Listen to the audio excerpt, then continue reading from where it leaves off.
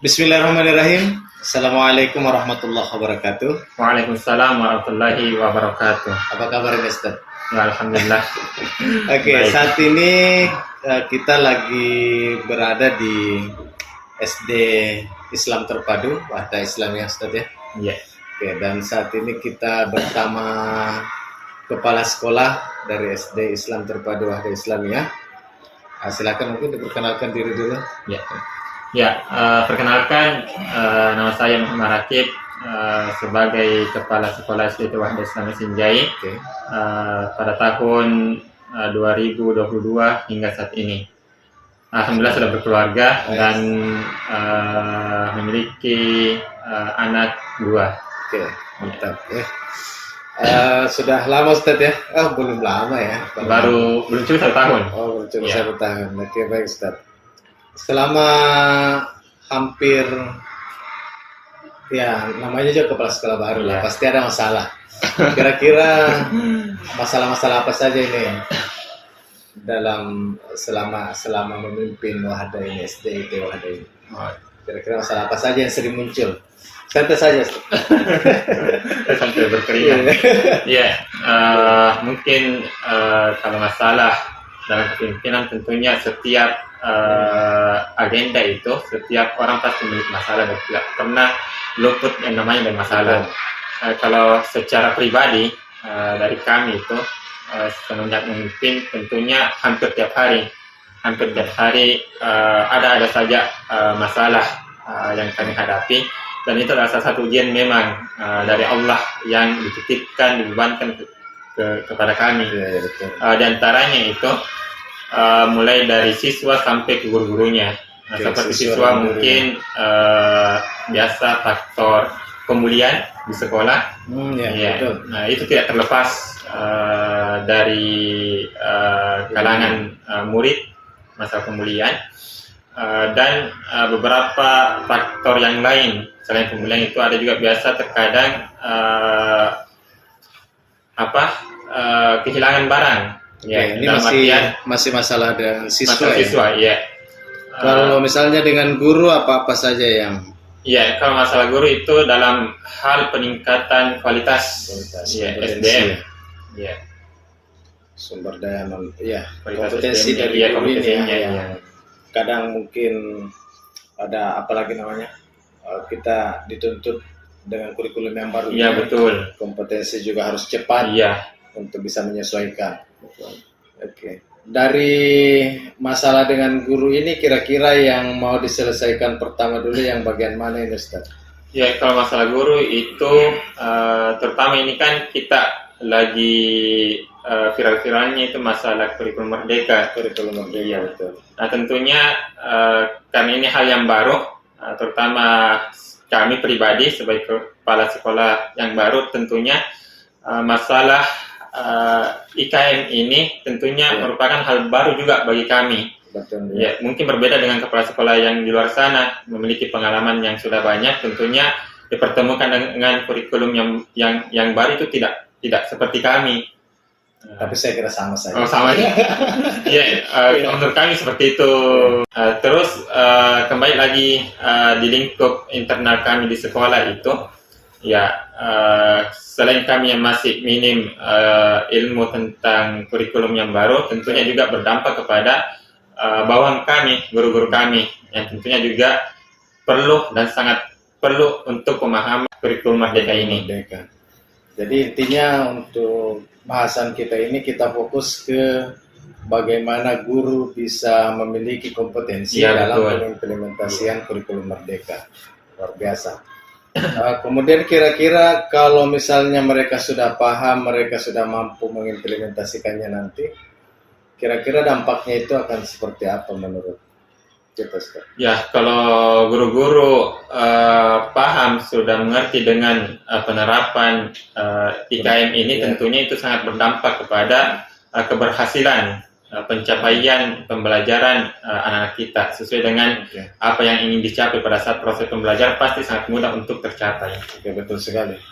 Tapi tantangan utamanya kira-kira letak dari eh, implementasi kurikulum Merdeka ini tantangan utamanya itu ada di mana kira-kira? Apakah di sarana prasarananya kah atau di gurunya sendiri kah, sumber daya manusianya atau?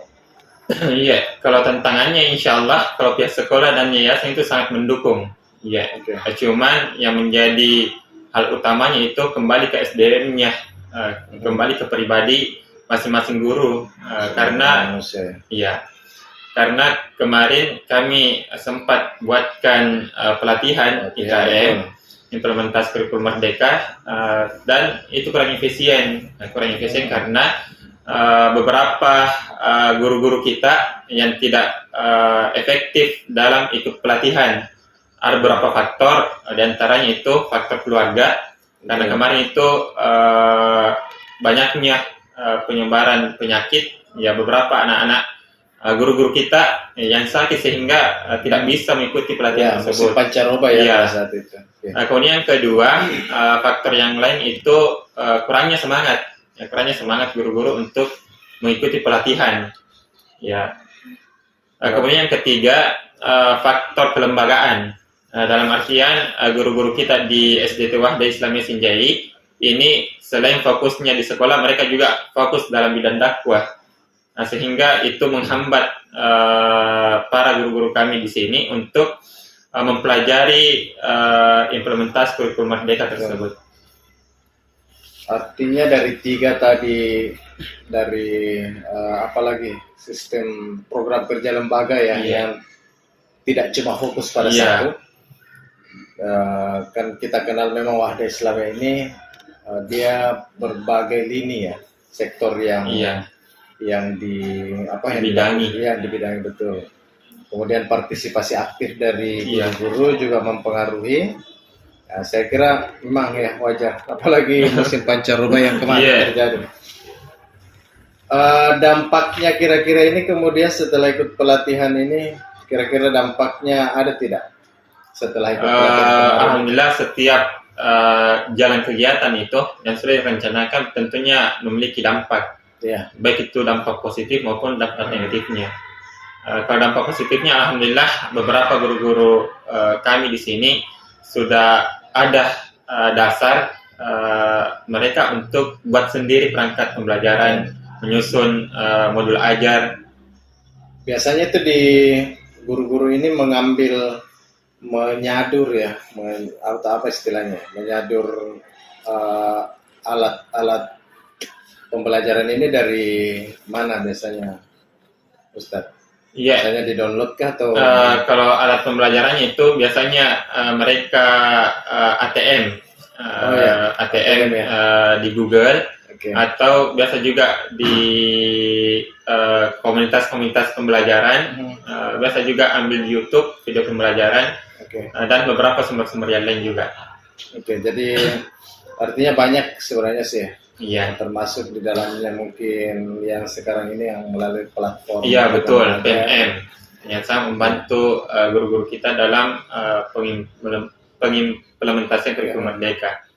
Artinya ini yang berdampak tidak dengan adanya PMM ini atau dengan adanya pelatihan kemarin secara offline, secara langsung. Ini kan tidak terlalu berdampak. Iya. Ya. Tapi kemudian ada yang ditawarkan oleh pemerintah itu PMM. Apakah ini juga memang berdampak juga ya sebenarnya? Iya, kalau dampaknya tentunya setiap program pemerintah itu pasti memiliki dampak. Itu tergantung dari individunya orang. Kalau mereka terima dan mau mempelajari pasti memiliki dampak yang sangat banyak, sangat besar. Cuma mungkin cuman itu juga kita kembalikan ke masing-masing teman-teman di sini, personalnya betul. Ya. Ya begitulah namanya juga. Kehidupan sosial di sekolah ya. Apalagi kalau kegiatannya melalui online, biasanya mungkin aktif di HP-nya tapi orangnya tertidur terkadang. Oh iya betul. Oke. Berarti untuk langkah-langkah ke depannya ini agar supaya pengimplementasian kurikulum Merdeka ini berjalan efektif, langkah-langkah yang bisa dilakukan kira-kira ke depan selain anggaplah mengikuti kegiatan yang kemarin secara offline, dilatih langsung, melalui PMM.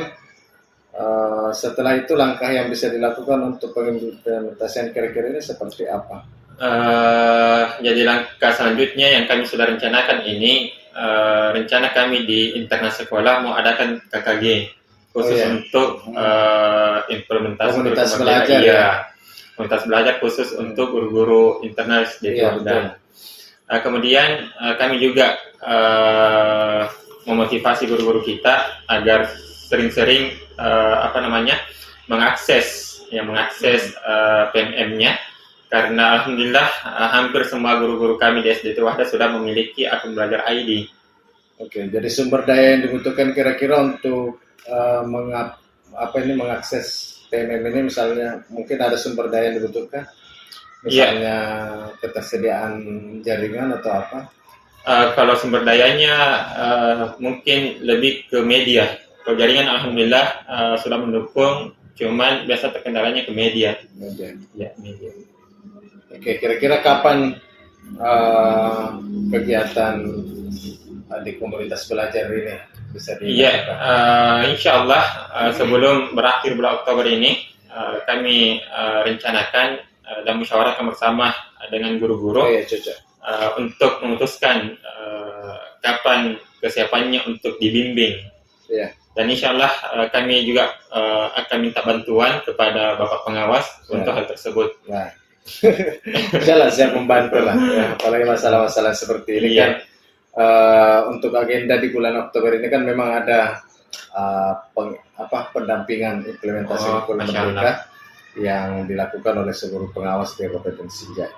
Kira-kira mungkin sampai selesainya mungkin di akhir Oktober juga. Insya Allah. Oke. Untuk mengevaluasi misalnya bahwa kegiatan ini berhasil, kira-kira apa yang bisa Pak Rakib lakukan? Salah satu bentuk untuk mengukur keberhasilan kemarin waktu pelatihan itu kami sudah adakan supervisi ke guru-guru. Ternyata dari hasil supervisi tersebut masih ada beberapa guru-guru yang perangkat ajarnya itu belum tersedia, bahkan belum tersedia, dan ada beberapa juga yang belum sesuai dengan yang diarahkan pada saat pelatihan kemarin. Oke. Kemudian kira-kira setelah berjalannya hal tersebut kan pasti ya untuk fokusnya mungkin kita fokusnya dulu ke administrasi. Kira-kira ada kegiatan lain yang bisa menjadikan bahwa ini berhasil selain dari itu? Selain dari supervisi. Dari supervisi itu indikator lain yang bisa kita ambil kira-kira ada atau tidak, atau cuma? Untuk saat ini hanya supervisi untuk mengevaluasi kinerjanya guru-guru kami. Alhamdulillah kalau begitu, artinya sudah ada langkah awal yang dilakukan oleh pihak sekolah, terutama kepala sekolah SD Islam Terpadu Ahad Islam ini dalam hal pengimplementasian kurikulum Merdeka. Salah satunya adalah dengan melakukan supervisi kepada tenaga pendidik yang ada di sekolah ini. Luar biasa. Untuk menjaga komitmen, ini yang saya kira betul. Apa yang harus dilakukan oleh Pak Rakib sebagai kepala sekolah untuk menjaga komitmennya Pak Rakib ini agar supaya guru-guru ini bisa betul-betul dapat mengimplementasikan kurikulum Merdeka dengan tepat? Kira-kira apa yang menjadi komitmen kami untuk agar teman-teman di sini itu tetap termotivasi untuk mengikuti kayak webinar, kegiatan-kegiatan pelatihan dan yang lain, itu biasanya kami memang fasilitasi. Misalkan ada pembiayaan yang harus dibayar, ya kami dari pihak sekolah yang memfasilitasi untuk itu. Guru tinggal mempersiapkan dirinya saja untuk mengikuti pelatihan tersebut. Untuk segala biaya administrasi itu ditanggung oleh sekolah. Luar biasa. Acungi jempol ini. Ini betul-betul bahwa kepala sekolah itu mendukung mendukung sepenuhnya peningkatan kualitas dari SDM guru-guru. Guru-guru di SDT Wahda Islam ini. Luar biasa sekali, dan saya kira komitmennya tadi sudah mantap ya. Kalau saya sih yes. Oke, tinggal sebenarnya kita tetap memotivasi diri ya, Pak Rakib. Ya betul. Jadi kalau misalnya ada kendala, kedepannya kan sudah disebutkan tadi, Iya. siapa yang bisa membantu kira-kira selain dari pengawas? Selain Iya. dari pengawas kira-kira pasti ada lah. Ada. Kalau kami sebenarnya, kalau misalkan ada kendala di sekolah, Oke. selain dari pihak distrik, kami juga biasa meminta pertimbangan dan arahan dari yayasan. Betul. Nah, selain itu juga di lembaga DPD Wahda Islam Sinjai itu ada Departemen Pendidikan, dan itulah biasa juga memberikan kami arahan dan pertimbangan dalam hal pendidikan di Wahda Islam Sinjai. Oke. Baik, kita tunggu saja Pak Rakib untuk rencana aksinya ke depan selama bulan Oktober ini. Masih tersisa beberapa minggu, beberapa pekan. Mudah-mudahan aksi-aksi kita ini bisa terwujudkan. Insya Allah. Dan insya Allah saya akan tetap membersamai dan memantau perkembangan yang akan dilakukan di SD Islam Terpadu Wahda Islam ini mengenai pengimplementasian kurikulum Merdeka luar biasa sekali. Saya kira sukses ya Pak Rakib. Ya, insya Allah Pak. Mudah-mudahan Sukses juga selalu. motivasi dari Pak Rakib beserta teman-teman yang ada di sini mudah-mudahan bisa dipertahankan dan bisa tentunya bernilai ibadah. Amin. Ya, saya kira demikian untuk wawancara kita hari ini bersama dengan Bapak Rakib SPD yang merupakan kepala sekolah di SD Islam Terpadu Wahda Islam. Saya Mahdi Hamzah, Saya Muhammad Rakib. mengucapkan terima kasih dan Assalamualaikum warahmatullahi Warahmatullahi wabarakatuh. wabarakatuh.